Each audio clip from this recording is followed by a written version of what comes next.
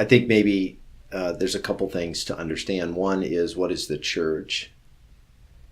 And the church is a gathering of believers in Jesus.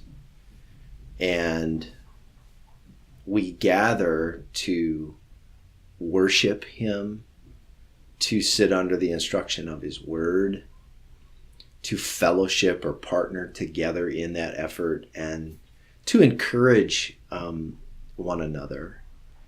And so that, I mean, that's what the church is fundamentally, the people of God gathering to worship God, to worship Christ. Why go to that if it's full of hypocrites? Well, Jesus came into a world, into Judaism, where the leaders, he actually acknowledged they were hypocrites. And why? Well, they were hypocrites because they had set up man's standards that their traditions that were really elevated above God's law. And so they put this burden on people that was external and wasn't about the heart. And they judged people for not living according to their rules rather than pointing them to God's law and their need for a Savior.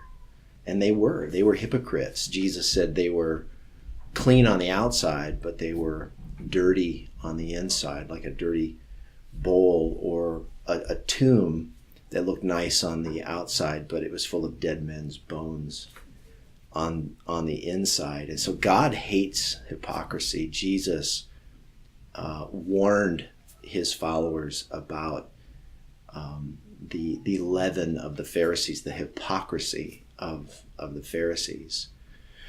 And so why go to church if it's full of people like that?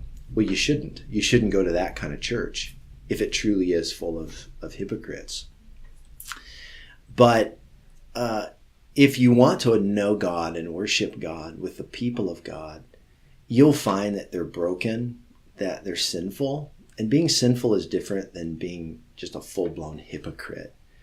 You know, I go to church, even though, we do hypocritical things sometimes, but I find people just like me who need a Savior, and we get to come to Jesus and we find a common Savior together. So that's the kind of church that I want to be a part of. And I would invite anyone to come be a part of that kind of church who honestly seeks a Savior and doesn't just elevate their own traditions above God's standards.